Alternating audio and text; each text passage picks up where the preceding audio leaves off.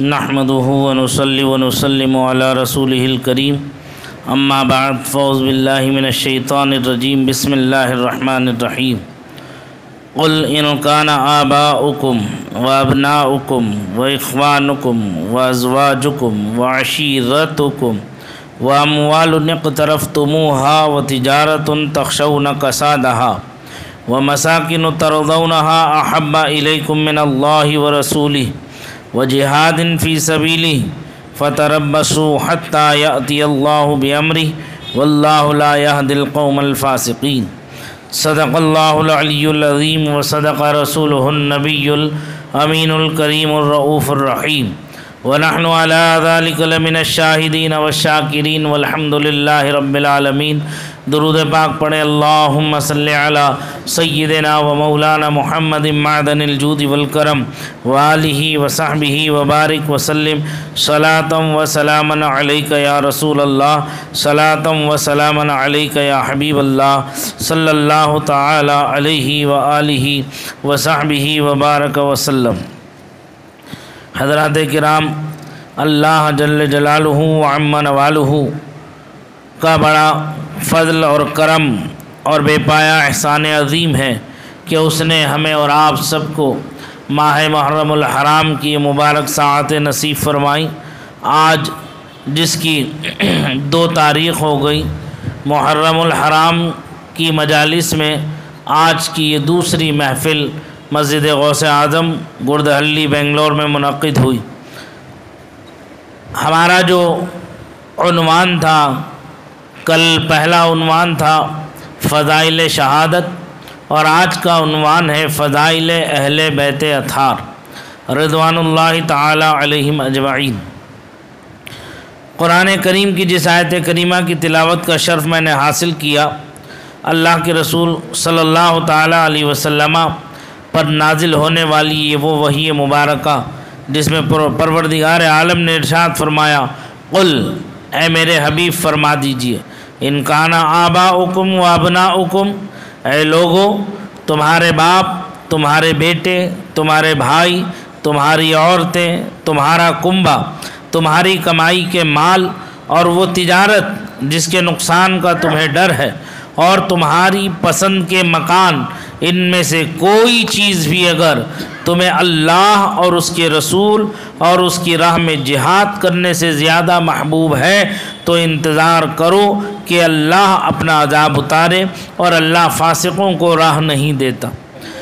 ایک دوسری آیت کریمہ میں جو ہے ارشاد فرمایا، ما کان لأہل المدینة ومن حولهم من الاعراب ان يتخلفوا عن رسول اللہ ولا يرغبوا بانفسهم عن نفسی۔ مدینے والوں اور ان کے گرد دیہات والوں کو لائق نہ تھا کہ رسول اللہ صلی اللہ علیہ وسلم سے پیچھے بیٹھے رہیں، اور نہ یہ کہ ان کی جان سے اپنی جان پیاری سمجھیں۔ ان آیت کریمہ میں اللہ تبارک و تعالیٰ اس کے رسول سید عالم صلی اللہ علیہ وسلم کی محبت، ماں باپ، آل و اولاد، عزیز و اقارب، دوست و احباب، مال و دولت، مسکن و وطن اور خود اپنی جان کی محبت سے زیادہ ضروری و لازم قرار پائی۔ اگر ماں باپ یا اولاد اللہ تعالیٰ اور اس کے رسول صلی اللہ علیہ وسلم کے ساتھ عقیدت و محبت نہ رکھتے ہوں تو ان سے دوستی و محبت رکھنا بھی جائز نہیں ہے۔ یعنی جو اللہ اور اس کے رسول کا نافرمان ہے اس سے کوئی تعلق کسی طرح کا رکھنا جائز نہیں۔ فرماتے ہیں جب یہ معلوم ہو گیا کہ ایمان اور نجات کا دار و مدار حضور صلی اللہ علیہ وسلم کی محبت پر ہے تو یہ فطری بات ہے کہ آدمی جس سے محبت کرتا ہے تو اس کی ہر چیز سے وہ محبت کرنے لگتا ہے، اس کی ہر چیز کو وہ اپنا محبوب سمجھنے لگتا ہے۔ تو لہذا اہل بیت اطہار کی محبت بھی اسی میں شامل ہے۔ اہل بیت اطہار سے محبت کرنا یہ حضور صلی اللہ علیہ وسلم سے محبت ہی کرنے کے مترادف ہے۔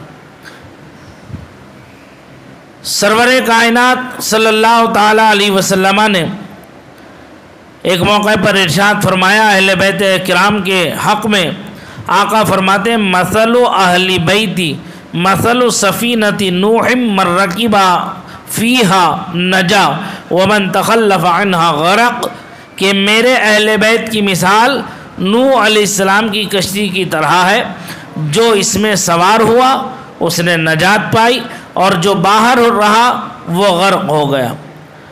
اور اپنے اصحاب کے تعلق سے آقا کائنات صلی اللہ علیہ وسلم ارشاد فرماتے ہیں اصحابی کالنجوم فبأیہم اقتدیتم اہتدیتم، میرے صحابہ ستاروں کی مانند ہیں، تم ان میں سے جس کی اتباع اور پیروی کرو گے ہدایت پا جاؤ گے۔ کشتی جو ہے وہ سمندر پہ چلتی ہے، پانی پر چلتی ہے، کشتی جو ہے وہ پانی پر چلتی ہے سمندر میں۔ جب کشتی سمندر میں چلتی ہے تو آج سائنس اتنی ترقی کرنے کے باوجود بھی سمندر میں اگر راستہ چاہیے منزل مقصود کو پہنچنے کے لیے تو اس کے ملاح کو یہ لازم ہے کہ وہ ستاروں کی چال کو پہچانتا ہو، وہ ستاروں کی چال کو، ستاروں کی سمت کو پہچانتا ہو، تبھی وہ کشتی کو منزل مقصود تک پہنچا سکتا۔ اگر ستاروں کی چال کو نہ پہچان سکا تو وہ کشتی نہیں پہنچ پائے گی۔ میرے آقا جان رحمت صلی اللہ تعالیٰ علیہ وسلم نے کتنے پیارے انداز میں ارشاد فرما دیا کہ میری اہل بیت جو ہے وہ حضرت نوح کی کشتی کی طرح، اور میرے صحابہ جو ہیں وہ ستاروں کی طرح ہیں۔ یعنی جو میرے اہل بیت اطہار کی کشتی میں بیٹھے گا اور میرے صحابہ جو ستارے ہیں ان کی رہنمائی کرتا ہوا چلے گا، ان کی اقتداء، ان کی پیروی کرتا ہوا چلے گا تو وہ یقیناً منزل مقصود تک پہنچ جائیں گے، منزل مقصود تک پہنچ جائیں گے۔ اسی لیے اعلیٰ حضرت امام اہل سنت مجدد دین و ملت مولانا شاہ امام احمد رضا خان قادری فاضل بریلوی علیہ الرحمت والرضوان نے ارشاد فرمایا، عرض کرتے ہیں وہ اہل بیت اطہار کی بارگاہ میں، کہتے ہیں اہل سنت کا ہے بیڑا پار، اہل سنت کا ہے بیڑا پار، اصحاب حضور نجم ہیں، اور ناؤ ہے عطرت رسول اللہ کی، اور ناؤ ہے عطرت رسول اللہ کی۔ اللہ اکبر۔ کہ ایک موقع پر قرآن کریم میں حضور سید عالم صلی اللہ علیہ وسلم کا یہ فرمان مذکور ہے، پروردگار عالم جل جلالہ و عم نوالہ ارشاد فرماتا ہے اپنے محبوب کے تعلق سے اور ان کے گھر والوں کے تعلق سے، قل لا اسألکم علیہ اجرا، اے میرے حبیب آپ فرما دیجئے، کیا فرما دیجئے، لا اسألکم علیہ اجرا، اے لوگو میں تم سے اس ہدایت و تبلیغ کے بدلے کچھ اجرت وغیرہ نہیں مانگتا۔ یعنی جو میں نے احکام خداوندی کو تم تک پہنچایا، دین کو تم تک پہنچایا، اسلام کو تم تک پہنچایا اور اللہ کی رضا کو تم تک پہنچایا، اس کی ناراضگی کے اسباب کو تم تک بیان کر دیے، یعنی جو پیغام مجھے سونپا گیا تھا بندگان خدا تک پہنچانے کے لیے بشکل وہی قرآن الہی، میں نے بلفظ ہی بعین ہی وہ سب کا سب تم تک پہنچا دیا۔ اس پہنچانے کی بنیاد پر میں تم سے اس کا کوئی اجر نہیں مانگ رہا ہوں، میں تم سے اس کی کوئی اجرت نہیں طلب کر رہا ہوں، بلکہ میں تم سے صرف اتنا چاہوں گا، کیا چاہوں گا، الا المودۃ فی القربا، کہ تم میرے اہل قرابت سے محبت رکھو، بس مجھے اور کچھ نہیں چاہیے، مجھے صرف اتنا چاہیے کہ تم میرے اہل بیت یا اہل قرابت سے جو ہے تم محبت رکھو، بس اتنا کافی ہے۔ حضرت عبداللہ ابن عباس رضی اللہ تعالی عنہما فرماتے ہیں جب یہ آیت کریمہ نازل ہوئی تو صحابہ اکرام علیہم الرحمت والرضوان نے عرض کیا بارگاہ رسول میں، کہتے ہیں یا رسول اللہ من قرابت کا، یا رسول اللہ، اے اللہ کے رسول وہ آپ کے قریبی لوگ کون ہیں؟ ہؤلاء الذین وجبت علینا مودتہم، قال علی و فاطمۃ و ولداہما۔ اللہ اکبر۔ زرقانی کی روایت ہے، فرماتے ہیں کہ صحابہ نے عرض کیا وہ کون لوگ ہیں جن کی محبت ہم پر واجب کی گئی ہے؟ اس آیت کریمہ کی روح سے اہل بیت اطہار کی محبت جو واجب کی گئی وہ کون حضرات ہیں جن کی ہم پر محبت واجب ہے؟ آقا کائنات صلی اللہ علیہ وسلم فرماتے ہیں علی اور فاطمہ اور ان کے دونوں بیٹے یعنی حسنین کریمین طیبین طاہرین، ان کی محبت اہل ایمان پر واجب، یہ اہل بیت اطہار۔ حضرت امام حسن رضی اللہ تعالیٰ عنہ اپنے خطبے میں ارشاد فرماتے ہیں، ایک موقع پر خطبہ دے رہے تھے، اس میں ارشاد فرمایا من عرفنی فقد عرفنی ومن لم یعرفنی فانا الحسن بن محمد صلی اللہ علیہ وسلم۔ اے لوگو سنو، جو مجھے پہچانتا ہے وہ تو مجھے پہچانتا ہے، اور جو نہیں پہچانتا وہ بھی جان لے کہ میں حسن ہوں، فرزند رسول اللہ صلی اللہ علیہ وسلم۔ ہاں فرماتے ہیں ثم تلا واتبعت ملت آبائی ابراہیم الآیہ، پھر یہ آیت کریمہ تلاوت فرمائی، کیا ہے؟ واتبعت ملت آبائی ابراہیم، آخری آیت تک۔ قال انا ابن البشیر انا ابن النذیر ثم قال وانا من اہل البیت الذین افترض اللہ عز وجل مودتهم وموالاتهم، فقال فيما انزل على محمد صلی اللہ علیہ وسلم قل لا اسألكم علیہ اجرا الا المودۃ فی القربى۔ فرمایا میں بشیر و نذیر کا فرزند ہوں، میں بشیر و نذیر کا فرزند ہوں، اور میں اہل بیت نبوت سے ہوں جن کی محبت و دوستی اللہ عز و جل نے تم پر فرض فرمائی ہے، اور اس بارے میں اس نے اپنے نبی حضرت محمد صلی اللہ علیہ وسلم پر یہ آیت کریمہ قل لا اسألکم علیہ اجرا نازل فرمائی۔ جب سیدنا امام زین العابدین رضی اللہ تعالی عنہ فرزند امام حسین کو اسیری کی حالت میں دمشق لا کر ایک جگہ کھڑا کیا گیا، یعنی بعد کربلا کے واقعے کے بعد، سانحہ کے بعد جب آپ کو اسیر بنا کر دمشق لایا گیا، وہاں ایک جگہ آپ کو کھڑا کر دیا گیا، تو ایک شامی ظالم جو تھا اس نے آ کر کے کہا الحمدللہ الذی قاتلکم واستأصلکم وقطع قرن الفتنہ۔ وہ کہتا ہے خدا کا شکر ہے جس نے تمہارا خاتمہ کیا اور تمہاری جڑوں کو کاٹا اور فتنہ گروں کو مٹایا، معاذ اللہ رب العالمین۔ اس ظالم نے جب یہ جملہ کہا تو سیدنا امام زین العابدین رضی اللہ تعالیٰ عنہ نے ارشاد فرمایا فقال له لما قرأت قل لا اسألكم علیہ اجرا الا المودۃ فی القربى قال وانتم ہم قال نعم۔ فرماتے ہیں کہ آپ نے اس سے فرمایا کیا تو نے قرآن میں یہ آیت نہیں پڑھی قل لا اسألكم علیہ اجرا؟ تو وہ کہتا ہے کیا وہ تم ہو جس کے لیے آیت کریمہ نازل ہوئی ہے؟ تو حضرت امام زین العابدین فرماتے ہیں ہاں بلا شبہ وہ میں ہی ہوں، ہم ہی ہیں اہل بیت رسول اللہ صلی اللہ علیہ وسلم جن کی محبت کو پروردگار عالم نے واجب قرار دیا امت مسلمہ کے اوپر۔ یہ امام زین العابدین نے فرمایا۔ اللہ اکبر۔ حضرت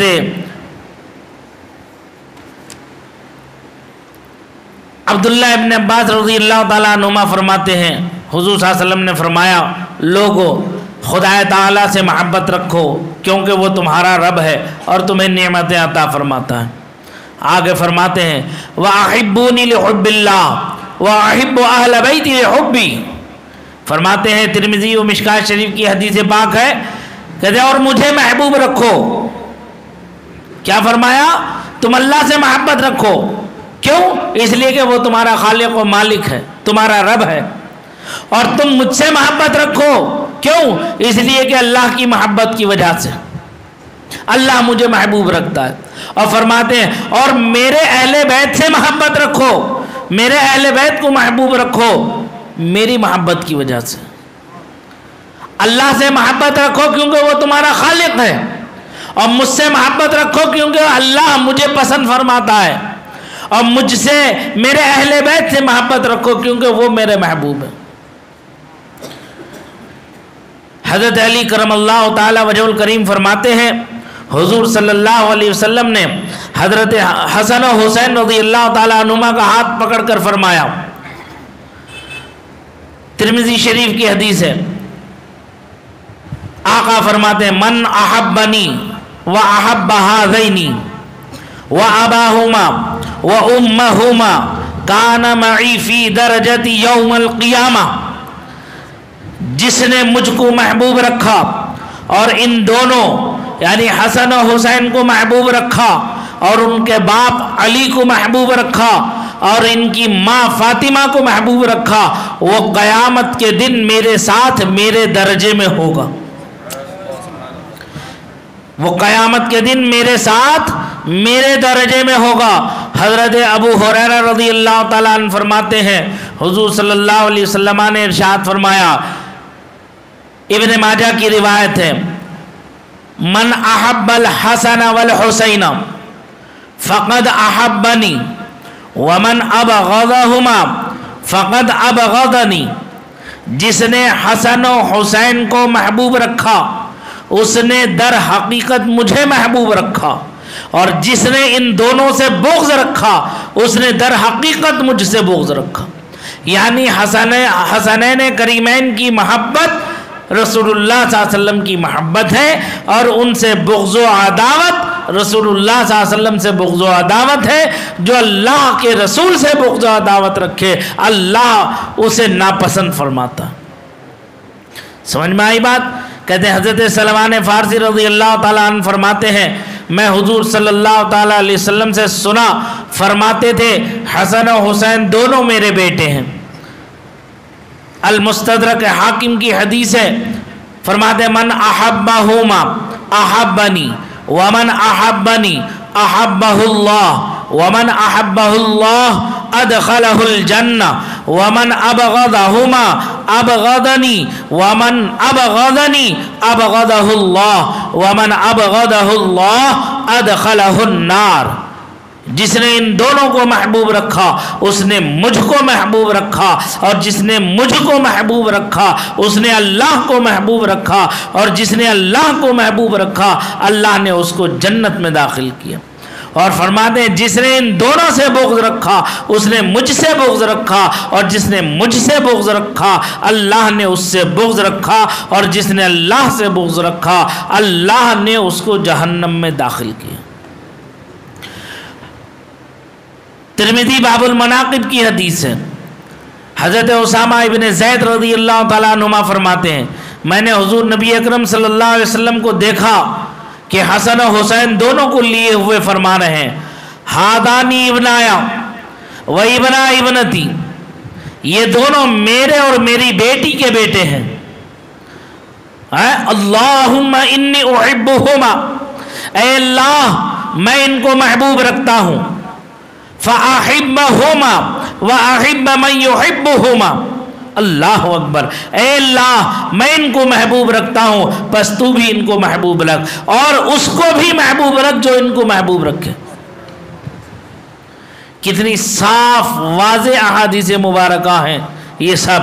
حضرت ابو ہریرہ رضی اللہ تعالیٰ عنہ فرماتے ہیں میں نے حسن رضی اللہ تعالیٰ عنہ کو حضور صلی اللہ علیہ وسلم کی گود میں دیکھا کہ وہ اپنی انگلیاں حضور صلی اللہ علیہ وسلم کی داڑھی مبارک میں ڈالتے تھے۔ اللہ اللہ، سبحان اللہ سبحان اللہ، کیا پیارا انداز ہوگا۔ نواسا گود میں ہو، نانا جان کے گود میں ہو، نانا بھی رسول اللہ صلی اللہ علیہ وسلم ہو، اور حضرت حسن نانا کی داڑھی میں اپنی چھوٹی چھوٹی ننھی ننھی انگلیاں داخل کرتے ہو تو کیا حسین منظر ہوگا، کیسا سما ہوگا۔ وہ دیکھنے والوں نے بھی کوئی نقشہ باقی نہیں رکھا کھینچنے سے، سب نے نقشہ کھینچ کے رکھ دیا۔ کہتے ہیں والنبی صلی اللہ علیہ وسلم يدخل لسانه في فمه ثم قال اللهم إني أحبه فأحبه۔ حضور صلی اللہ علیہ وسلم اپنی زبان مبارک ان کے منہ میں ڈالتے، حضرت حسن گود میں ہیں، سرکار کی داڑھی مبارک میں ننھی ننھی انگلیاں چلا رہے ہیں، سرکار نے پیار بھرے انداز میں حضرت امام حسن کے منہ میں دہن مبارک میں اپنی زبان مبارک کو داخل فرما دیا، اور فرماتے ہیں اے اللہ میں اس کو محبوب رکھتا ہوں تو بھی اس کو محبوب رکھ۔ حضرت برا رضی اللہ تعالیٰ عنہ فرماتے ہیں हुजूर सल्लल्लाहु अलैहि वसल्लम ने हसन और हुसैन रज़ियल्लाहु ताला अन्हुमा को देखा तो फरमाया अल्लाहुम्मा इन्नी उहिब्बुहुमा फ़अहिब्बहुमा, ऐ अल्लाह मैं इन दोनों को महबूब रखता हूँ, बस तू भी इन दोनों को महबूब रख। हज़रत याला इब्ने मुर्रा रज़ियल्लाहु ताला अन्हु फरमाते हैं सरकार ने इरशाद फरमाया हुसैनुम मिन्नी व अना मिन हुसैनिन अहब्बल्लाहु मन अहब्बा हुसैना, हुसैन मुझसे है और मैं हुसैन से हूँ। जिसने हुसैन को महबूब रखा अल्लाह ने अल्लाह को महबूब रखा, उसने अल्लाह को महबूब रखा। एक जगह आका इरशाद फरमाते हैं मारिफत आली मुहम्मदिन सल्लल्लाहु अलैहि वसल्लम बराअतुम मिनन नार व हुब्बु आली मुहम्मदिन जवाजुन अला सिरात वल वलायतु लि आली मुहम्मदिन अमानुम मिनल अज़ाब। शिफा शरीफ की हदीस पाक है, सरकार फरमाते हैं मारिफत आले मोहम्मद सल्लल्लाहु अलैहि वसल्लम के मकाम की दोज़ख से नजात का बाइस है। मारिफत आले मोहम्मद सल्लल्लाहु अलैहि वसल्लम की यानी आले मोहम्मद को पहचान लेना, ये जो है दोज़ख से नजात का बाइस है। और फरमाते और मोहब्बत रखना आले मोहम्मद से सल्लल्लाहु अलैहि वसल्लम से पुल सिरात पर से गुजर जाने की सनद है।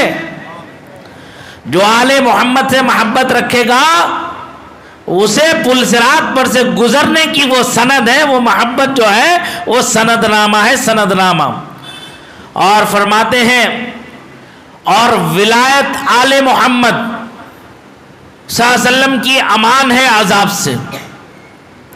हज़रत अब्दुल्लाह इब्ने अब्बास रज़ियल्लाहु ताला अन्हुमा फरमाते हैं हुब्बु अली इब्ने अबी तालिब ताकुलु ज़ुनूबा कमा ताकुलु नारुल हतब। अली इब्ने अबी तालिब की मोहब्बत गुनाहों को इस तरह ख़त्म कर देती है जिस तरह आग लकड़ी को ख़त्म कर देती है। हज़रत जाबिर इब्ने अब्दुल्लाह रज़ियल्लाहु ताला अन्हु फरमाते मैंने हज्जतुल वदा में अरफे के रोज़ हुज़ूर सल्लल्लाहु अलैहि वसल्लम को देखा कि आप अपनी ऊँटनी नाक़े किस्वा पर सवार थे और फरमा रहे थे या अय्युहन्नासु इन्नी तरक्तुम फीकुम मा इन्न अख़ज़तुम बिही लन तज़िल्लु किताबुल्लाहि व इतरती अहल बैती। ऐ लोगों मैंने तुम्हारे दरमियान दो चीज़ें छोड़ी कि अगर तुम उसको मजबूती से पकड़े रहोगे तो कभी गुमराह नहीं होंगे। वो चीज़ अल्लाह की किताब और मेरी इतरत है, मेरी अहले बैत। हुज़ूर सल्लल्लाहु अलैहि वसल्लम ने एक हदीस में यूँ इरशाद फरमाया वल्लज़ी नफ्सी बियदिही ला युबग़िज़ुना अहलल बैति अहदुन इल्ला अदख़लहुल्लाहुन नार। कसम है उस ज़ात की जिसकी कब्ज़े कुदरत में मेरी जान है, जिस किसी ने भी हमारे अहले बैत से बुग़्ज़ रखा अल्लाह ने उसको जहन्नम में दाखिल किया। इन रिवायात से साबित हुआ कि अहले बैत नबुव्वत की अक़ीदत व महब्बत सरमाया ईमान है और उनसे बुग़्ज़ व अदावत बेईमानी और हलाकत का सबब है। मैंने जो अखबार में उन्वान दिया था क्या था, अहले बैत अथार की महब्बत ऐने ईमान है। इन रिवायत से पता चला कि अहले बैत अथार की महब्बत जो है वो ऐने ईमान है, ऐने ईमान। एक रिवायत में हज़रत सिद्दीक़ अकबर रज़ियल्लाहु ताला अन्हु फरमाते हैं वल्लज़ी नफ़्सी बियदिही लक़राबतु रसूलिल्लाहि सल्लल्लाहु अलैहि वसल्लम अहब्बु इलैया अन असिला मिन क़राबती। बुखारी शरीफ की हदीस है। फरमाते हैं खुदा की कसम जिसके कब्ज़े में मेरी जान है, मुझको अपने अक़रबा से हुज़ूर सल्लल्लाहु अलैहि वसल्लम के अक़रबा महबूब तर हैं। एक मरतबा हज़रत अमीरुल मोमिनीन सिद्दीक़ अकबर रज़ियल्लाहु ताला अन्हु व अर्ज़ाहु अन्ना जो है मिंबर पर बैठे हुए वाज़ खुतबा फरमा रहे हैं। इसी दरमियान देखा हज़रत इमाम हसन मुजतबा जो अभी छोटे से बच्चे थे तशरीफ़ लिया और फरमाया उतरो मेरे नाना जान के मिंबर से। हज़रत सिद्दीक़ अकबर से फरमाया कि उतरो मेरे नाना जान के मिंबर से। हज़रत अली भी मौजूद थे। हज़रत अबू बकर सिद्दीक़ रज़ियल्लाहु ताला अन्हु फ़ौरन फरमाते हैं फ़क़ाला सदक़ता वल्लाही इन्नहु लमजलिस अबीका सुम्मा अखदहु व अजलसहु फी हिजरिही व बका फ़क़ाल अलीयुन अमा वल्लाही मा काना अन राई फ़क़ाल सदक़ता वल्लाहु मत्तहमतुका। अल्लाह अल्लाह। हज़रत अबू बकर सिद्दीक़ ने फरमाया तुमने सच कहा, खुदा की कसम बिलाशुबा ये तुम्हारे जद्दे अमजद का मिंबर है। फिर आपने उनको प्यार से उठाकर गोद में बिठा लिया और रो पड़े। हज़रत सिद्दीक़ अकबर गोद में बिठाकर रो पड़े। हज़रत अली वही मजलिस में थे, फौरन कहने लगे अल्लाह की कसम इसने मेरे कहने से ये नहीं कहा है अबू बकर, मैंने नहीं कहा है हसन से कि ये कहना। देखो वो पाकीज़ा दिल वाले थे। बदगुमानी हराम है, हराम। किसी मोमिन के ताल्लुक से बदगुमानी करना ये हराम है, हराम। हज़रत अबू बकर सिद्दीक़ रज़ियल्लाहु ताला अन्हु ने फौरन फरमाया आप सच्चे हैं। अमीरुल मोमिनीन हज़रत अली करमल्लाहु ताला वजहुल करीम से इरशाद फरमाया ए अली आप सच्चे हैं, मुझे आप पर कोई बदगुमानी नहीं है। यानी हसन मुजतबा ने जो बचपने की हालत में ये जुमला कह दिया कि अबू बकर उतरो नीचे, मेरे नाना जान का मिंबर है, तो हज़रत अली ने फौरन वजाहत कर दी कि मैंने नहीं कहा है हसन से कि तुम ये कहना। देखो कितना प्यारा दर्स इसमें मिल रहा, कितनी चीज़ें हमें इस एक रिवायत में मिल रही हैं। नंबर एक, पहले नंबर पर बदगुमानी हराम है। आज हम देख रहे हैं कंप्यूटर का ज़माना है, जो बच्चे पैदा हो रहे वो भी आर्टिफिशियल एकदम से कंप्यूटराइज हो रहे। जैसे ज़बान खोलता तो ऐसे टक टक टक टक टक टक जवाबात देना शुरू करते हैं कि आने वाला मेहमान ये सोचने लगता है कि पता नहीं अम्मा अब्बा ने क्या पढ़ा के रखा है इसे, क्या पिलाया इसे। कभी कभी ऐसा जुमला मेहमान के सामने हमारे बच्चे कह देते हैं कि जिससे मेहमान को एकदम शर्मिंदगी हो जाए, दो टोक लफ्ज़ों में। इसीलिए अगर कहीं कोई तहकीक का काम होता है तो बच्चे की गवाही को जल्दी कबूल कर लेते हैं, क्योंकि बच्चा झूठ नहीं बोलता। पुलिस वगैरह अगर तहकीक के लिए आती है तो आके पूछ लेता है कि कहाँ है क्या है, तो बड़ों से नहीं पूछता, बच्चों से पूछ लेता कि क्या हुआ था बेटे ज़रा, तो वो तो बच्चा था जो देखा था वो बयान कर देता। कभी कभी ऐसे भी वाक़यात पेश आए कि घर में होते हुए कर्जदार जब दरवाजे पर आता तो बच्चे से कहलवा देते हैं कि कैदियों के घर में नहीं है, तो वो बच्चा भी आके कहता है कि अब्बा कह रहे हैं कि घर में नहीं है। समझ में आई बात? बच्चा बच्चा है। तो हज़रत सिद्दीक़ अकबर रज़ियल्लाहु ताला अन्हु ने फ़ौरन हज़रत अली की तस्दीक फरमा दी। कहा है अली मैं तुमसे बदगुमान नहीं, मुझे मालूम है, लैलो नहार मैंने अली तुम्हारे देखे, तुम्हारा खुलूस तुम्हारी मोहब्बत मुझे मालूम है, तुम अहले बैते अथार से हो ये मुझे मालूम है, ये हसन अहले बैते अथार से है ये मुझे मालूम है, मैं बदगुमान नहीं हूँ। उठा करके उनसे अपने सीने से लगा लिया, गोदी में बिठा लिया और रोने लगे हज़रत सिद्दीक़। देखो हमारे इन बुज़ुर्गों में कैसा प्यार था, एक दूसरे की इज्जत व अज़मत तक़द्दुस का कैसा ख्याल रहता था। लेकिन आज के ये जालिम सहाबा इकराम के दुश्मन ये अहले बैत अथार को अलग दिखाते हैं और सहाबा इकराम को अलग करके दिखाते हैं। इसीलिए ये जहन्नम में जाने वाली जमातें हैं जो सिर्फ अहले बैत अथार की मोहब्बत में गुलू कर ले। हज़रत अली रिवायत आ रही है, आगे मैं बयान करूंगा। हम अहले सुन्नत का जो तरीक़ाकार है 1400 साल से लेकर आज तक वही सच्चा और सीधा रास्ता है, नजात का रास्ता है, आफियत व सलामती का रास्ता है। हम अहले बैते अथार से भी मोहब्बत करते हैं और सहाबा इकराम से भी हम मोहब्बत करते हैं। क्यों? अहले बैते अथार की मोहब्बत को कुरान ने फरमाया कुल ला असअलुकुम अलैहि अजरा इल्लल मवद्दता फिल कुर्बा। इसमें अहले बैते अथार की मोहब्बत को हम पर लाजिम करार दिया। और رضی اللہ عنہم ورضوا عنہ کہہ کر پوری جماعت صحابہ کو اللہ نے اپنی رضا کا اعلان فرما دیا. اللہ جس سے راضی ہے اس سے ہمیں بھی رضا کا حکم دیا گیا کہ تم بھی ان سے راضی رہو. تو ہم صحابہ سے بھی محبت کرتے ہیں اور اہل بیت اطہار سے بھی محبت کرتے ہیں, دونوں سے محبت کرتے ہیں. اسی لیے اعلیٰ حضرت نے کہا اہل سنت کا ہے بیڑا پار, اصحاب حضور نجم ہے اور ناو ہے عطرت رسول اللہ کی صلی اللہ تعالی علیہ وسلم. فرماتے ہیں اسی کی طرح حضرت امام حسین نے حضرت فاروق اعظم رضی اللہ تعالی عنہ سے بھی کہا تھا, وہ بھی واقعہ جو ہے کتابوں کے اندر مذکور ہے. ایک موقع پر حضرت عبداللہ ابن عباس رضی اللہ تعالی عنہما فرماتے ہیں حضرت عمر رضی اللہ تعالیٰ عنہ کے عہد خلافت میں شہر مدائن فتح ہوا, وہاں سے مال غنیمت آیا. حضرت فاروق اعظم وہ مال غنیمت تقسیم فرما رہے تھے, مال غنیمت تقسیم فرما رہے تھے. حضرت امام حسن تشریف لیا, حضرت امام حسن تشریف لیا اور فرمایا اے امیر المومنین, ہمارا حق جو اللہ نے مقرر کیا ہمیں عطا کرو. دیکھو تاریخ کو پڑھنا چاہیے, حقیقت کو سمجھنا چاہیے.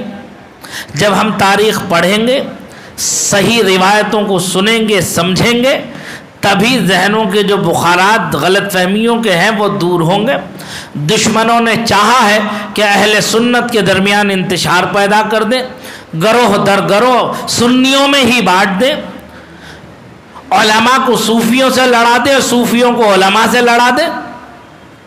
یہ دشمنوں کی پرانی چالیں ہیں.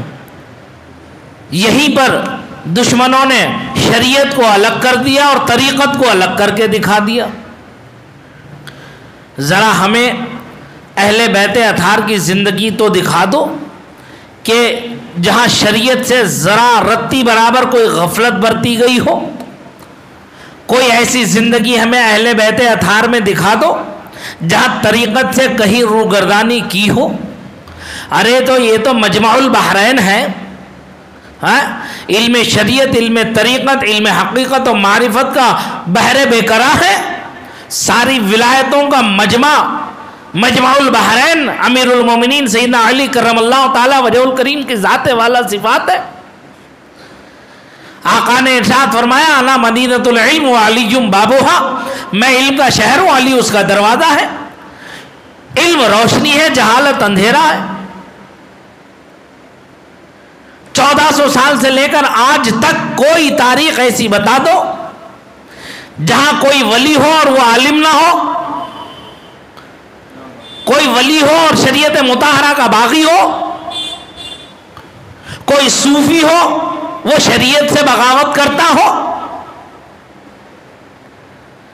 سیدنا غوث اعظم رضی اللہ تعالیٰ عنہ فرماتے 25 سال کا زمانہ مجھ پر ایسا گزرا جس میں نہ میں کسی کو جانتا پہچانتا تھا, نہ مجھے کوئی جانتا پہچانتا تھا. یہ سلوک کا زمانہ تھا. اس سے پہلے علم شریعت حاصل کی بغداد کے مدرسے میں, جامعہ نظامیہ میں, استادوں کی بارگاہ میں زانو ادب طے کر کے علم ظاہر کو حاصل کیا, قرآن و حدیث تفسیر فقہ کو حاصل کیا. جب علم ظاہر میں تکمیل ہو گئی تو پھر علم باطن کی طرف متوجہ ہو گئے. کیوں؟ اس لیے کہ بغیر شریعت کے طریقت کچھ نہیں ہے. جب بغیر شریعت کے طریقت کچھ نہیں تو حقیقت اور معرفت تو بات کی چیز ہے. یہ کہاں سے حاصل ہو جائے گی؟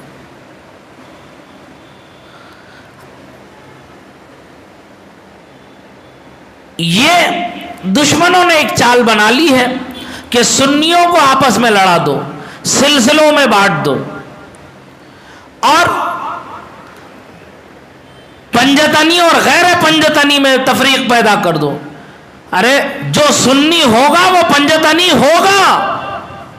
تمہاری کیا اوقات و حیثیت کہ تم سنیوں کو پنجتنیوں کی محبت سے دور کر سکو؟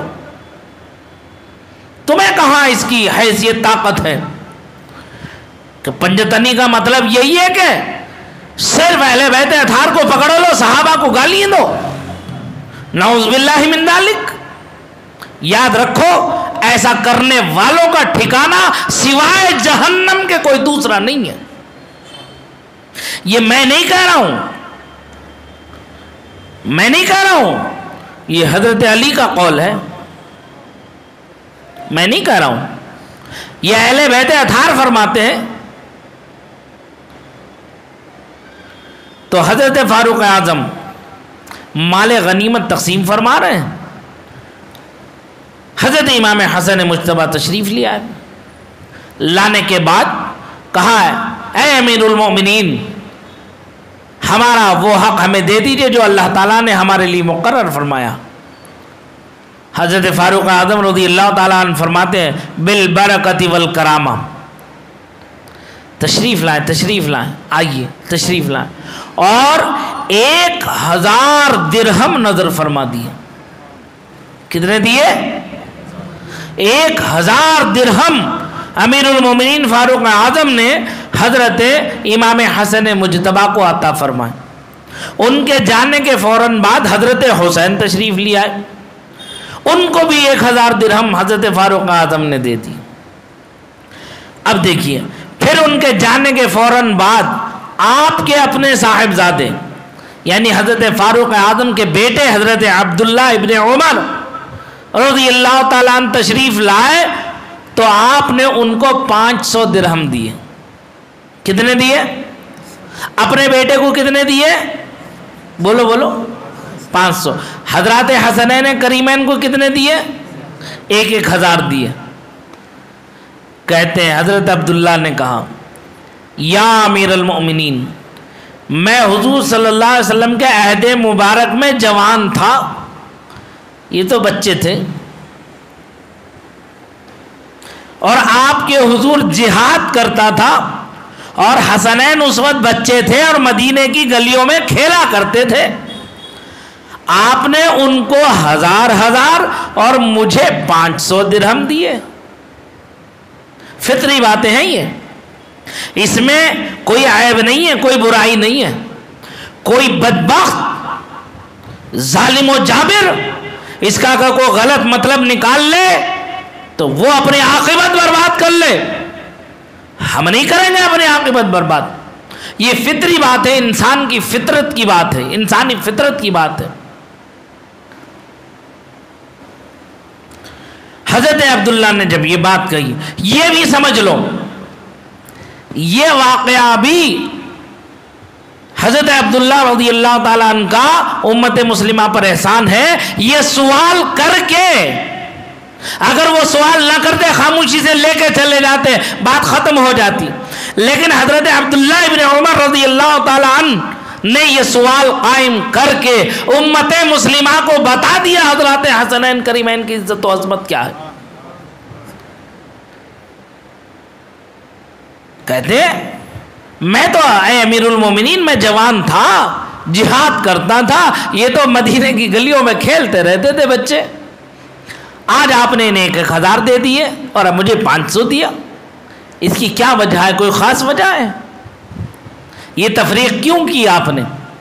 اب جواب سنو حضرت فاروق اعظم کا، وہ رافضی ظالم جو امیر المومنین حضرت فاروق اعظم کو گالیاں دیتے ہیں اور اپنی آخرت برباد کرتے ہیں اور اپنا ٹھکانہ جہنم بناتے ہیں۔ سنو حضرت فاروق اعظم کیا فرماتے ہیں، اپنے بیٹے سے فرمایا بیٹا پہلے وہ مقام اور فضیلت تو حاصل کرو جو حسنین کریمین کا ہے، اب کیا مقام ہے سنو۔ فرماتے ہیں پھر 1000 درہم کا مطالبہ کرنا، وہ کیا مقام ہے؟ فرماتے ہیں ان کے باپ علی مرتضی۔ سبحان اللہ، ارے سنیوں کا مجمع ہے کہنا پڑے گا، ارے تھوڑا محبت اہل بیت اطہار کا اظہار بھی تو کرو، مردہ دل سے مت سنو۔ سنی مردہ نہیں ہے، اس کا دل زندہ ہے ایمان کی حرارت سے، اس کی حلاوت اس کے دل میں ہے، اس کی زبان پر چھلکتی ہے محبت اہل بیت۔ ہمیں کسی کو سرٹیفکیٹ دکھانے کی ضرورت نہیں کہ ہم اہل بیت اطہار سے محبت کرتے ہیں۔ کسی کی کیا حیثیت و اوقات ہے جو ہم سے سرٹیفکیٹ مانگے گا کہ ہم اہل بیت اطہار کے محب ہیں، ہم اہل بیت اطہار سے محبت کرتے ہیں؟ ہماری جوتی کو بھی ضرورت نہیں پڑی ہے ایسے لوگوں کی۔ سمجھ میں آ رہی بات؟ کہتے ہیں ان کے باپ علی مرتضیٰ، ماں فاطمۃ الزہرا اور نانا رسول خدا اور نانی خدیجۃ الکبریٰ، فرماتے چچا جعفر طیار، پھوپھی ام ہانی اور مامو ابراہیم ابن رسول اللہ، خالہ رقیہ ام کلثوم زینب دختران پیغمبر صلی اللہ علیہ وسلم ہے۔ یہ مقام و مرتبہ تو لا دو بیٹا، جس کا باپ علی ہو، جس کے نانا رسول ہو، جس کی ماں فاطمہ ہو، جس کی نانی امہات المومنین خدیجۃ الکبریٰ ہو، یہ مقام و مرتبہ کہاں حاصل ہے؟ کسی کو حاصل ہے سوائے حسنین کریمین طیبین طاہرین کے؟ کہتے ہیں حضرت عبداللہ جیسے یہ جواب سنا حضرت فاروق اعظم کا خاموش ہو گیا۔ تو اس سے کیا پتہ چلا؟ حضرت عمر کے دل میں محبت اہل بیت اطہار کیسی کوٹ کوٹ کے بھری ہوئی ہے، اہل بیت اطہار کی عزت و عظمت کیسی کوٹ کوٹ کے بھری ہوئی ہے۔ کیا ہمیں ضرورت ہے کہ سرٹیفکیٹ دیتے پھریں؟ وہ ظالم ہے اور جہنمی ہے، یقیناً جہنمی ہے جو حضرات شیخین پر سب و شتم کرتے ہیں، لعن طعن کرتے ہیں، صدیق اکبر اور فاروق اعظم کو گالیاں دیتے ہیں۔ وہ جہنم کے کتے ہیں، کتے۔ ایسے لوگوں سے دور و نفور رہنا، نہ ان کے ساتھ اٹھنا بیٹھنا جائز، نہ کھانا جائز، نہ ان سے دوستی جائز، نہ ان سے میل جول جائز، نہ ان سے کسی قسم کا کوئی تعلق رکھنا جائز، کیونکہ جس کے ساتھ دنیا میں ہوگا قیامت میں اس کا حشر اسی کے ساتھ ہوگا۔ اگر ان جہنمی کتوں کے ساتھ بیٹھو گے تو انہی کے ساتھ حشر ہوگا۔ اللہ کی پناہ چاہتے ہیں ہم کہ ایسے ظالموں کی صحبت ہمیں میسر آئے۔ ہمیں اہل بیت اطہار کے جھنڈے تلے پروردگار ہمارا حشر و نشر فرما دے، ان کے غلاموں میں، ان کے غلاموں کے غلاموں میں اللہ ہمیں قبول فرما لے، اور سچی الفت و محبت اہل بیت اطہار کی ہمیں عطا فرما دے۔ یہ اہل بیت اطہار کی عزت و عظمت دونوں صحابہ کے آپ نے سماعت کی۔ اب آگے اور دیکھو، اللہ اللہ، اس واقعے کی خبر جب حضرت علی مرتضیٰ کرم اللہ تعالی وجہ الکریم کو پہنچی، انہوں نے فرمایا میں نے حضور سید عالم صلی اللہ علیہ وسلم سے سنا ہے کہ حضرت عمر اہل جنت کے چراغ ہیں، چراغ۔ ان کے اس فرمانے کی خبر دیکھو، کیا پیار ہے، ایک دوسرے کی عزت و عظمت کا کیسا خیال لحاظ ہے، ان ظالموں کو کیا ہو گیا ہے۔ جب حضرت علی نے کہا کہ میں نے اللہ کے رسول سے خود سنا ہے کہ میرا عمر اہل جنت کا چراغ ہے، چراغ، اس بات کی اطلاع جب حضرت فاروق اعظم کو پہنچی تو حضرت فاروق اعظم مسلمانوں کے ایک جماعت کے ساتھ، ایک گروہ کے ساتھ، اپنے ساتھ چند لوگوں کو لے کر کے حضرت علی کے دروازے پر تشریف لے گئے۔ حضرت علی باہر تشریف لائے، جیسے معلوم ہوا فاروق اعظم آئے، حضرت علی باہر تشریف لائے۔ حضرت عمر نے کہا اے علی، تم نے سنا ہے کہ حضور صلی اللہ علیہ وسلم نے مجھ کو چراغ اہل جنت فرمایا؟ اللہ اکبر کبیرہ۔ فرماتے ہیں فاروق اعظم کہ اے علی، کیا تم نے سنا ہے کہ میرے آقا نے مجھے چراغ اہل جنت کہا ہے؟ حضرت علی فرماتے ہیں ہاں، میں نے آپ صلی اللہ علیہ وسلم سے سنا ہے۔ حضرت عمر نے کہا اے علی، یہ حدیث آپ اپنے ہاتھوں سے لکھ کر مجھے دیجئے، یہ حدیث آپ اپنے دست اقدس سے لکھ کر کے مجھے دیجئے۔ حضرت علی نے اپنے دست اقدس سے لکھا بسم اللہ الرحمن الرحیم کے بعد ھذا ما ضمن علی بن ابی طالب لعمر بن الخطاب عن رسول اللہ عن جبریل عن اللہ تعالی ان عمر بن الخطاب سراج اہل الجنہ۔ یہ وہ بات ہے جس کے ضمن میں جس کے ضامن ہوئے علی بن ابی طالب واسطے عمر بن خطاب کے رسول اللہ صلی اللہ علیہ وسلم نے فرمایا، ان سے جبریل نے، ان سے اللہ تبارک و تعالی نے کہ عمر بن خطاب اہل جنت کے چراغ ہیں، چراغ۔ سمجھ میں آ رہی بات؟ دیکھو حضرت علی کرم اللہ وجہ الکریم کا لکھا ہوا فرمان حضرت عمر رضی اللہ تعالیٰ عنہ نے لے لیا اور اپنی اولاد کو وصیت فرمائی کہ جب میری وفات ہو تو بعد غسل و تکفین یہ کاغذ میرے کفن میں رکھ دینا، جب آپ شہید ہوئے تو وہ کاغذ حسب وصیت آپ کے کفن میں رکھ دیا گیا۔ جسے حضرت علی ضمانت میں لکھ کر کے دے رہے ہیں کہ یہ اہل جنت کے چراغ ہیں، میں نے رسول اللہ صلی اللہ علیہ وسلم سے سنا ہے، تو یہ ظالم حضرت فاروق اعظم کو گالیاں دیتے ہیں۔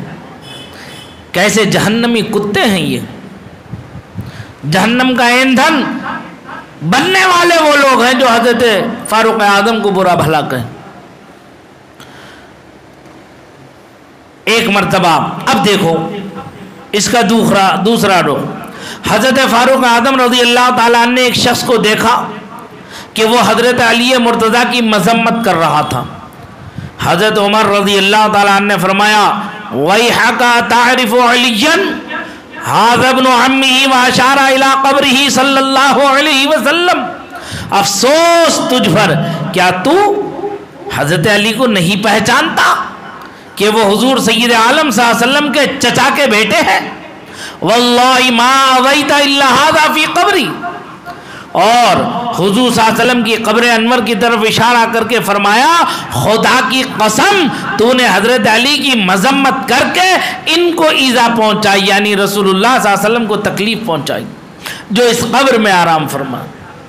حضرت فاروق اعظم رضی اللہ تعالی عنہ قحط سالی کے وقت حضرت عباس رضی اللہ تعالیٰ عنہ کو ساتھ لے کر ان کے وسیلے سے بارش کی دعا فرماتے تھے۔ بخاری شریف کی حدیث ہے، فرماتے ہیں اللہم انا نتوسل الیک بعم نبینا فاسقنا فیسقوا۔ اے اللہ تیری بارگاہ میں ہم اپنے نبی صلی اللہ علیہ وسلم کے چچا کے وسیلے سے بارش مانگتے ہیں تو فوراً بارش ہو جاتی۔ اب اہل بیت اطہار سے محبتیں ہی محبتیں دیکھو۔ ایک موقع پر حضرت امام حسن مجتبیٰ حضرت فاروق اعظم کی دور خلافت میں ان کے دروازے پر تشریف لے گئے، ابھی آواز نہیں دی تھی، دیکھا کہ حضرت فاروق اعظم جلال میں ہے، حضرت عبداللہ ابن عمر دروازے پر کھڑے ہوئے حاضر ہونے کی اجازت مانگ رہے ہیں، اتفاق سے ان کو حاضر ہونے کی اجازت نہ ملی۔ حضرت امام حسن نے یہ سوچ کر کے جب اپنے بیٹے عبداللہ کو اجازت نہیں دے رہے آنے کے اندر تو مجھے کیسے اجازت مل جائے گی، یہ سوچ کر حضرت امام حسن وہیں سے واپس ہو گئے، واپس تشریف لے گئے۔ حضرت فاروق اعظم کو جیسے معلوم ہوا کہ دروازے پر امام حسن آئے تھے اور وہ واپس ہو گئے تو فاروق اعظم فوراً ان کے در دولت پر پہنچ گئے امام حسن مجتبیٰ کے۔ یہ محبت اہل بیت نہیں ہے؟ یہ ان اندھوں کو نظر نہیں آتا؟ کہتے ہیں آپ فوراً ان کے پاس تشریف لے گئے اور فرمایا مجھے آپ کے تشریف لانے کی اطلاع نہ ملی۔ حضرت حسن نے فرمایا میں اس خیال سے واپس آ گیا کہ جب آپ اپنے بیٹے کو اجازت نہیں دی تو مجھے کب دیں گے؟ فرمایا اللہ اللہ، فرماتے ہیں انت احق بالاذن منہ وَهَلْ أَنْبَتَ الشَّعْرَ فِي الرَّأْسِ بَعْدَ اللَّهِ إِلَّا أَنْتُمْ، تم اس سے زیادہ اجازت کے مستحق ہو، اور یہ بال سر پر اللہ تعالیٰ کے بعد کس نے اگائے سوائے تمہارے، یعنی تمہاری بدولت راہ راست پائی اور تمہاری برکت سے اس مرتبے کو پہنچاؤں میں۔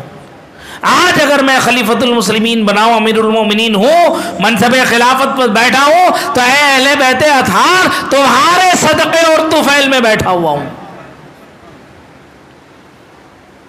فرماتے ہیں اذا جئت فلا تستأذن، آپ جب تشریف لایا کریں تو بغیر اجازت کے آ جایا کریں۔ ان روایات سے کیسی عظمت و محبت اور کیسی الفت و مودت جو ہے اہل بیت اطہار سے جو ہے ہم کو ملتی ہے۔ اللہ تبارک و تعالی اپنے کرم سے اپنے حبیب سید عالم صلی اللہ تعالی علیہ وسلم کے تصدق و طفیل ہم سب کو اہل بیت اطہار کی محبت اپنے کرم خاص سے عطا فرمائے۔ ایک آخری بات عرض کر کے میں اپنی بات کو ختم کر رہا ہوں۔ روایت بھی حضرت علی کی ہے۔ حضرت علی کرم اللہ تعالی وجہ الکریم ارشاد فرماتے ہیں، حضور صلی اللہ علیہ وسلم نے مجھ سے فرمایا کہ تمہیں حضرت عیسیٰ علیہ السلام سے ایک مشابہت ہے۔ وہ کیا ہے؟ فرمایا ان سے یہود نے بغض کیا، یہاں تک کہ ان کی والدہ ماجدہ پر زنا کی تہمت لگائی، اور نصارہ ان کی محبت میں ایسے حد سے گزرے کہ ان کی خدائی کے معتقد ہو گئے۔ ہوشیار، حضرت علی فرماتے ہیں ہوشیار، میرے حق میں بھی دو گروہ ہلاک ہوں گے۔ ہوشیار، میرے حق میں بھی دو گروہ ہلاک ہوں گے۔ محب مفرط یفرطنی بما لیس فی ومبغض یحملہ شنانی علی ان یبہتی، ایک زیادہ محبت کرنے والا جو مجھے میرے مرتبے سے بڑھائے اور حد سے تجاوز کرے گا، اور دوسرا بغض رکھنے والا جو عداوت میں مجھ پر بہتان باندھے گا۔ حضرت علی کرم اللہ تعالی وجہ الکریم ارشاد فرماتے ہیں، یحبنی اقوام حتی يدخل النار فی حبی ویبغضنی اقوام حتی يدخل النار فی بغضی، بہت سی قومیں میری محبت میں غلو کرنے کی وجہ سے اور بہت سی قومیں میرے ساتھ بغض رکھنے کی وجہ سے دوزخ میں داخل ہوں گے۔ امیر المومنین حضرت علی کرم اللہ تعالی وجہ الکریم کے ان ارشادات سے معلوم ہوا کہ رافضی اور خارجی دونوں گمراہی و ہلاکت کی راہ اختیار کیے ہوئے، کیونکہ رافضی جو ہے وہ حد سے بڑھا دیتے ہیں، حد سے بڑھا دیتے ہیں، اور خارجی جو ہے وہ بغض و عناد رکھتے ہیں۔ خارجی فرقہ جو ہے جو خروج کیا تھا حضرت علی پر، تو یہ وہ جماعت تھی جس نے سب سے پہلا کفر کا فتویٰ حضرت علی پر لگایا تھا کہ حضرت علی کافر ہو گئے، نعوذ باللہ من ذالک، اسی لیے ان کو خارجی کہا جاتا۔ اور رافضی حضرت علی کی محبت میں اتنے حد سے بڑھ گئے کہ انہوں نے سب شیخین تک کر ڈالا، یہاں تک کہہ دیا رافضیوں میں بھی تقریباً 26 گروہ ہیں، ہر گروہ کا الگ الگ ایک نظریہ اور ایک خیال ہے۔ بعض ان میں سے یہ کہتے ہیں کہ وہی تو حضرت علی کے لیے آئی تھی، حضرت علی چونکہ چھوٹے تھے وہ رسول اللہ صلی اللہ علیہ وسلم کو بطور امانت جبرائیل دے گئے تھے، نعوذ باللہ من ذالک۔ بعض کہتے ہیں کہ خلافت کا حق جو ہے وہ براہ راست حضرت علی کو ہے، ابو بکر و عمر نے اور عثمان نے جبرن ظلمن حضرت علی سے خلافت چھین لی، نعوذ باللہ من ذالک۔ علی تو خلیفہ بلا فصل ہیں۔ یہ سب رافضیوں کا عقیدہ ہے، رافضیوں کا۔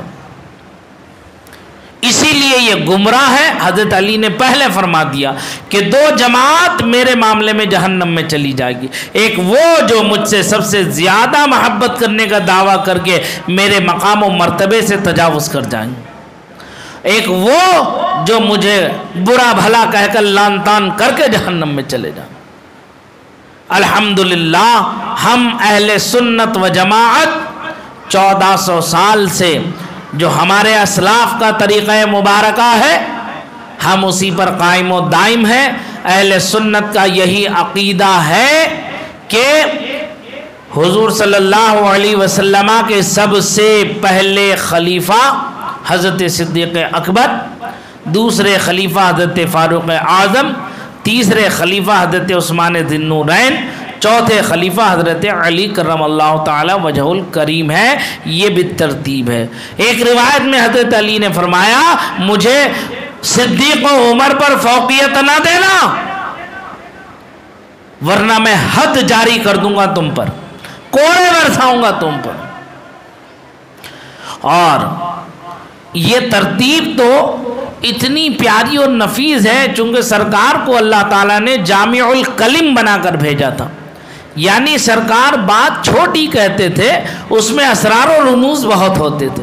1400 سال گزر گئے آج تک سرکار کی احادیث مبارکہ کی تشریح کرتے کرتے کرتے کرتے بڑے بڑے علماء قبروں میں تشریف لے گئے، محدثین، مفسرین، صوفیاء، فقہاء، علم ظاہر رکھنے والوں نے الگ تفسیریں بیان کر دی، تشریحات بیان کر دی، اور علم باطن رکھنے والوں نے الگ الگ انداز میں ان احادیث مبارکہ کی تشریح کی۔ سرکار کی ایک حدیث عرض کر کے میں اپنی بات ختم کر رہا ہوں۔ سرکار نے ارشاد فرمایا خیر القرون قرنی، زمانوں میں بہترین زمانہ میرا ہے، قرنی۔ پھر فرماتے ہیں ثم الذین یلونہم ثم الذین یلونہم ثم الذین یلونہم، پھر اس سے ملا ہوا زمانہ، پھر اس سے ملا ہوا زمانہ، پھر اس سے ملا ہوا زمانہ۔ مفسرین شارحین حدیث نے اس حدیث مبارکہ پر بہت کچھ لکھا ہے۔ اس کے اوپر جایا جائے گا تو ایک زمانہ میری عمر گزر جائے گی، میں بھی قبر میں چلا جاؤں گا لیکن وہ کما حق ہوں اس کا حق ادا نہیں کر پاؤں گا۔ لیکن ایک نقطہ یہاں عرض کر دوں، حدیث پاک کا ایک ٹکڑا ہے خیر القرون قرنی، لفظ قرن کیا فرمایا؟ قرنی، قاف، را، نون اور یا، یہ 4 حرف ہیں قرنی میں۔ قرنی کا معنی ہے میرا زمانہ۔ شارحین فرماتے ہیں اس سے خلافت راشدہ کا معاملہ صاف، واضح اور کلیئر ہو گیا۔ پہلا حرف کون سا ہے؟ دوسرا حرف کون سا ہے؟ تیسرا حرف کون سا ہے؟ نون۔ چوتھا حرف کون سا ہے؟ یا۔ صدیق کا آخری حرف کون سا ہے؟ بولو نا زور سے۔ عمر کا آخری حرف کون سا ہے؟ عثمان کا آخری حرف کون سا ہے؟ علی کا آخری حرف کون سا ہے؟ چاروں کو ملا تو کیا بنے گا؟ چاروں کو ملاؤ تو کیا بنے گا؟ قرنی۔ یعنی سرکار نے یہاں کلیئر فرما دیا کہ میرا پہلا خلیفہ صدیق اکبر ہے، دوسرا خلیفہ فاروق اعظم ہے، تیسرا خلیفہ عثمان ہے، چوتھا خلیفہ علی مرتضیٰ ہے، اور ان کے زمانے کو آقا نے فرمایا میرا زمانہ ہے، یہ بہترین زمانہ ہے۔ اور پھر فرماتے ہیں اس کے بعد والا، پھر اس کے بعد والا۔ یہی عقیدہ ہے اہل سنت و جماعت کا۔ اور ایک عقیدہ اور آخری بتا کے میں بات ختم کر رہا ہوں، اس میں یہ